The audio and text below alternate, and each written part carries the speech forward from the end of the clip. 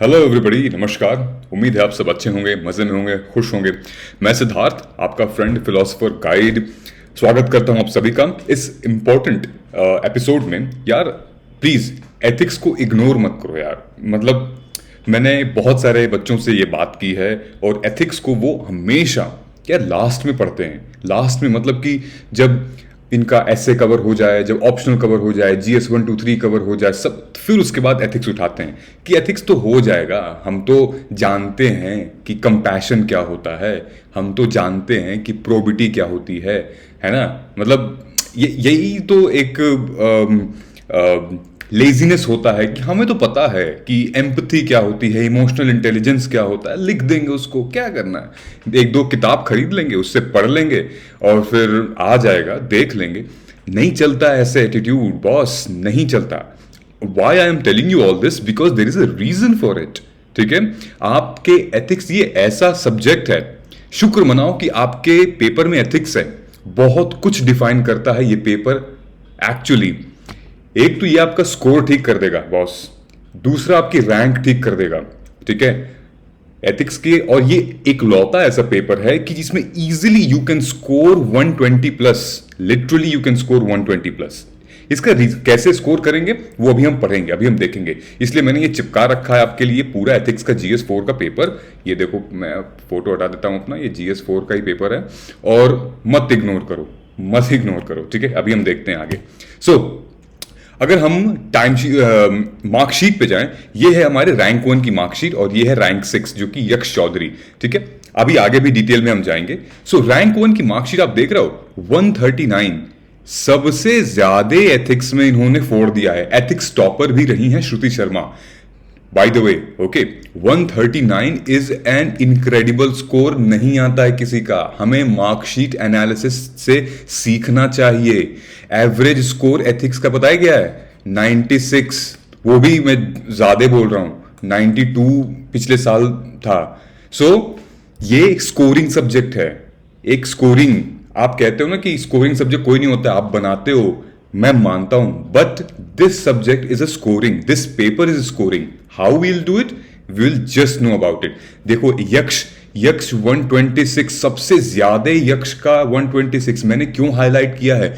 Because सबसे ज्यादा maximum marks in दोनों के एथिक्स में ही आए हैं। लीव और लीव ऑप्शनल हटा दो, हम ऑप्शनल की बात भी नहीं कर रहे हैं यहाँ पे, राइट। सो बिकॉज ऑप्शनल में आप स्पेसिफिकली बहुत तैयारी करते हो, बहुत ध्यान देते हो, कोचिंग लेते हो, ऑनलाइन क्लासेस लेते हो, बहुत कुछ करते हो ऑप्शनल के लिए, राइट। एथिक्स में आंसर भी बॉस आप लेट स्टार्ट करते हो, नहीं चलेगा ऐसे, है ना। ये देखिए, मैंने एनालिसिस की थी, जो आप लोगों ने ध्यान से मेरे ख्याल से देखी नहीं है एनालिसिस। देखो एनालिसिस में भी सबसे ज्यादा इसमें 139 एथिक्स में, इसमें सबसे ज्यादा एथिक्स में ये अंशुप्रिया का है। सबसे ज्यादा इन्होंने ऐसे में किया है, लेकिन एथिक्स इनका 3rd नंबर पे है। ओके, फिर आते हैं ये 94 रैंक, 94 एथिक्स पेपर में आया है रवि कुमार का, सबसे कम है भाई। अगर थोड़ा सा 10 मार्क्स इनको ज्यादा मिल गया होता या 15 मार्क्स इनको ज्यादा मिल गया होता, इनकी रैंक टॉप 10 में होती। Just think about it, because I am sure बहुत ज्यादा ध्यान नहीं दिया है रवि ने, राइट। आनंद मल्होत्रा से मेरी बात हुई, आनंद मल्होत्रा का वीडियो भी अपलोड किया है मैंने, एंड ही वाज सेइंग कि I have given equal weightage to ethics. आप देख रहे हो, एक ऐसे में 4 दिया है आनंद ने, और GS 4 में सबसे ज्यादा इनका एथिक्स में है। आप ये देखो, एंथ्रो मेल्विन में सबसे कम एथिक्स में है। अगर मेल्विन का स्कोर 15 नंबर और एथिक्स में आ जाता, ये इनकी जो रैंक है 118, ये शिफ्ट होके 16-17 में पे आ जाती। बहुत फर्क पड़ता है इसका। एथिक्स मैं मानता हूं सारे सब्जेक्ट्स हमें जनरलिस्ट बनना है, स्पेशलिस्ट नहीं बनना है, लेकिन आप इक्वल वेटेज तो दीजिए, राइट। 250 नंबर का तो वो भी है, लेकिन एथिक्स का अप्रोच दूसरा है। ये समझ में आ गया। अब हम आगे बढ़ते हैं दोस्तों। अगर आप एथिक्स के पेपर के लिए अगर आप GS स्पेसिफिकली GS 1 2 3 के लिए अगर आप पढ़ना चाह रहे हो, अगर आप एक मेंस दे रखे हो, तो ऑलरेडी आप सजल सर का कोर्स ले सकते हो। डिस्क्रिप्शन बॉक्स में लिंक दिया हुआ है, एंड इनके कोर्स की एलिजिबिलिटी क्राइटेरिया है that you should have written 1 mains and should have appeared 1 interview. And आपको अपनी मार्कशीट सबमिट करनी पड़ेगी। जब आप मार्कशीट दोगे तभी आपको ये चीजें, मतलब आप एनरोल कर सकते हो सर के कोर्स में। और आप देख सकते हैं 42 आउट ऑफ 50 लोगों ने 4 दिया है मेंस, और उन्होंने स्कोर अपना इंप्रूव किया है। हमें हमारे टेस्टिमोनियल्स भी हैं, आप हमारे वेबसाइट पे देख सकते हो। खैर, पर देखो, जब आप यूपीएससी की एथिक्स, मतलब यूपीएससी की GS4 की जब आप नोटिफिकेशन देखोगे ना, उसमें what they have mentioned is कि they wanted to test the students knowledge on attitude and aptitude. जो भी आसपास के सोसाइटी में हो रहा है, different wings in the society, they wanted to understand. एक सबसे इंपॉर्टेंट चीज मैं आपको यहां ये बताना चाह रहा हूं कि व्हाट वी फील कि हम एथिक्स के नॉलेज से, मतलब किताबी नॉलेज से पढ़ के, कंटेंट पढ़ के हम यहां लिख देंगे तो हमें मार्क्स मिल जाएंगे। बिल्कुल नहीं। यहां पे बात हो रही है एथिकल एप्टीट्यूड की, एथिकल कॉम्पिटेंसी की, ना कि सिर्फ एथिकल नॉलेज की। Alright, so you have to understand the difference between ethical competency, right, competency मतलब aptitude, sorry, and then ethical knowledge. Ethical knowledge दुनिया भर में सबके पास है, सब ज्ञान देते हैं, लेकिन उसको अप्लाई कैसे करते हैं, उसको सही डायरेक्शन में, सही केस स्टडी में कैसे हम यूज करेंगे, ये बहुत कम लोगों के पास होता है। यही आपको करना है, यही एग्जामिनर आपसे यही पूछ रहा है। इंटेग्रिटी, प्रोबिटी, कंपैशन, एम्पैथी, इन सब की डिफिनीशन तो 1 लाइनर 2 लाइनर आप लिखो, लेकिन आप अपने एप्टीट्यूड में, अपने रियल लाइफ एग्जाम्पल में कैसे आप कॉम्पिटेंट हो, कैसे आप इसको यूज कर रहे हो। You can give any XYZ examples. Okay, तो सबसे पहला पॉइंट हम क्या मेंशन करेंगे यहां पे, हम सबसे पहले तो यार सिलेबस पढ़ेंगे। सिलेबस क्या है हमारा, क्या क्या पूछ रहा है, क्या क्या नहीं, हम बिना वजह सिलेबस के बाहर का नहीं पढ़ेंगे। ऑलराइट, दूसरा गाइस, ये मैं स्ट्रक्चर आपको बता रहा हूं कि आप एथिक्स के लिए आप कोट यूज कर सकते हो, आप अपना कोट बना सकते हो, आप किसी ग्रेट पर्सनालिटी का कोट यूज कर सकते हो। कोई मूवी अगर आप देख रहे हो, उसमें अगर कोई कोट दिख रहा है, फॉर एग्जाम्पल जैसे कोई पेट्रियोटिक या कोई नेशनलिस्ट मूवी है, या कोई it's an emotional movie, life changing movie है, उससे आप ले सकते हो, कंटेंट ले सकते हो, कोट ले सकते हो, आप मेंशन भी कर सकते हो। इनफैक्ट आप अपने, so personal experience is what, personal experience is the stories which you have felt in the past. For example, अगर कंपैशन है, अगर आपको आपकी किसी ने मदद कर दी हो out of share respect, out of share help, तो वो एक कंपैशन है, राइट। एक एम्पैथी कि आपको बचपन में किसी दोस्त ने बहुत ही खास मदद की होगी, वो एक स्टोरी बन गई है। साइमल्टेनियसली प्रोबिटी की, भाई इंटेग्रिटी और प्रोबिटी में क्या फर्क होता है, आप अपने निजी जीवन में उसको कभी अप्लाई किए हो? अगर किए हो तो वही एग्जाम्पल लिखो आप। एथिकल कॉम्पिटेंसी में दोस्तों आप अपने पर्सनल एग्जाम्पल्स लिखोगे, एमिनेंट पर्सनैलिटी, इंसिडेंट्स, एनेक्डोट्स लिख सकते हो आप। ऑलराइट, सो अपने आंसर को आप मल्टी डायमेंशनल बनाओ। ये कंटेंट नहीं है, ये किताबी कंटेंट तो आपको सिर्फ और सिर्फ एक ओवरव्यू देने के लिए है, लेकिन असल में जो एप्टीट्यूड है, जो वो कहते हैं ना कि गवर्नेंस को लेके जब हम फील्ड में जाते हैं, हाउ यू विल यूज, सबसे पहले आपको एथिक्स ही काम आता है, नथिंग एल्स। नॉलेज तो सेकेंडरी चीज है, आप सबसे पहले उस इशू को डील कैसे करोगे। 100 लोगों के बीच में अगर आप खड़े रहोगे तो आप उस सिचुएशन को कैसे डील करोगे, ये आपकी एथिकल कॉम्पिटेंसी है। उसके बाद फिर आपका नॉलेज आएगा। Understood? So this is how you have to write, create your impression in front of the examiner, right, कि आपका भाई प्रॉब्लम सॉल्विंग क्या है, आप लाइफ के इतने टफ सिचुएशंस में कैसे आप सोल्यूशन दे रहे हो। ऑलराइट, फॉर एग्जाम्पल ये देखो, आपने इसमें लिखा हुआ है, क्वेश्चंस में आपको बता देता हूं।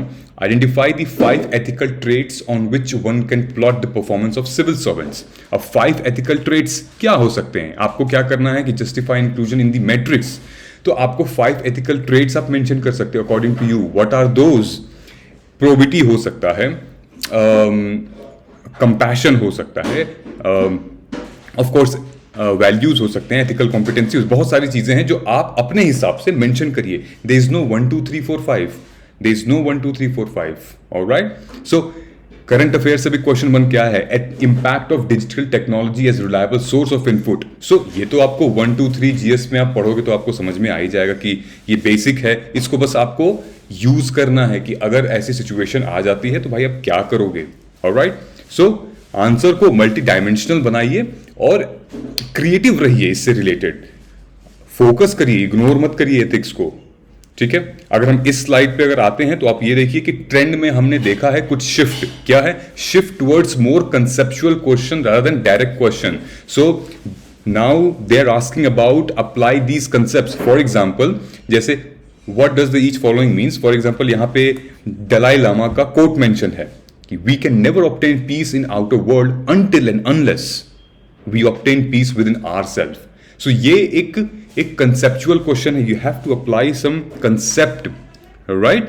डायरेक्ट क्वेश्चन नहीं है। आपको सबसे पहले आप क्या करोगे भाई कि भाई पीस क्या होता है, पीस की डेफिनेशन क्या होती है, राइट? फिर दलाई लामा के बारे में आप बताओगे एंड देन उसके बाद फिर आप क्वेश्चन से ही सब पार्ट निकाल के then you going to explain it. अब उसको आप कैसे एक्सप्लेन करोगे? अब आप उसको टैबुलर फॉर्म में एक्सप्लेन कर सकते हो, आप कई सारे ऐसे फ्लो चार्ट में एक्सप्लेन कर सकते हो। Other than Dalai Lama you can use Mahatma Gandhi, Netaji Subhash Chandra Bose या अब्राहम लिंकन, किसी का भी ग्रेट पर्सनालिटी का कोट आप यूज कर सकते हो। Alright, simultaneously more current affair focused, जैसा मैंने आपको बताया था, ये देखो public officer needs innovativeness and critically high order as well, digital technology, ये करंट अफेयर्स भी इसमें भी आ रहा है और डेफिनेटली आएगा बिकॉज हमें 20 साल पहले की दुनिया में हम थोड़ी जा रहे हैं, हम तो आने वाली दुनिया में जा रहे हैं, राइट? सो ये चीजें प्रीवेलेंट है and you have to connect. और वैसे भी आप GS3 में तो पढ़ोगे ही पढ़ोगे, right? Complex case studies, lengthier paper. So case study के बारे में अगर हम यहाँ पे आते हैं, ये वाला जो पार्ट है आप देख सकते हो कि 8, 7, ये इतना लंबा लंबा, ये एक ही क्वेश्चन है, ये आप देख रहे हो, ये पूरा यहां तक ये एक क्वेश्चन है, यहां 7वां शुरू होता है, ये खत्म यहां पे होता है और 3 सवाल आपको बोलने हैं। If you are Hindi medium और इंग्लिश मीडियम साइमल्टेनियसली आपको वैसे अटेंड करना है। सो पढ़ने की आदत यहीं से डालिए आप, एक बार पढ़िए समझ में आ जाए, एक एक लाइन पढ़िए और उसको इमेजिन करते रहिए। Consider you inside this scenario, चीजें सॉल्व हो जाएंगी। ऑलराइट, केस स्टडीज पे बहुत मार्क्स मिलते हैं, इससे आपकी एटीट्यूड, आपका एप्टीट्यूड, आपका अप्रोच पता चलता है। यहां पे किताबी ज्ञान नहीं समझ में आता, ठीक है? अच्छा, अब हम आते हैं, क्योंकि एथिक्स की बात हो रही है तो स्मैश एथिक्स हमारा प्रोग्राम है। स्मैश एथिक्स जो सुकन्या मैम कंडक्ट करती हैं और इसका टेस्टिमोनियल कई सारे टॉपर्स भी दे चुके हैं। दैट स्मैश एथिक्स ज्वाइन करने से एटलीस्ट हमारे 15 से 20 मार्क्स का इंक्रीमेंट हुआ है, मतलब कि एटलीस्ट 2 आंसर्स हम बेहतर लिख के आते हैं पहले से, जो कि बहुत बड़ी बात है। द हिंदू ने भी सिविल्स दिल्ली के इस इनिशिएटिव को रिकॉग्नाइज किया है। स्मैश मेंस जो हमारा प्रोग्राम है सजल सर का, is successful from civils Delhi. Alright, अच्छा, स्मैश एथिक्स का जो क्या क्या हम चीजें प्रोवाइड कर रहे हैं आपको ये देख सकते हो आप। Comprehensive video lecture covering paper 4, full syllabus notes, FLT है, ये सबसे इंपॉर्टेंट है। 1-to-1 mentorship. मेंटरशिप दोस्तों बहुत इंपॉर्टेंट है और हर टेस्ट के बाद आपकी एक मेंटरशिप कॉल होगी, आपको बताया जाएगा कहाँ गलत हो कहाँ सही हो। And then membership of ethics exclusively on habitat.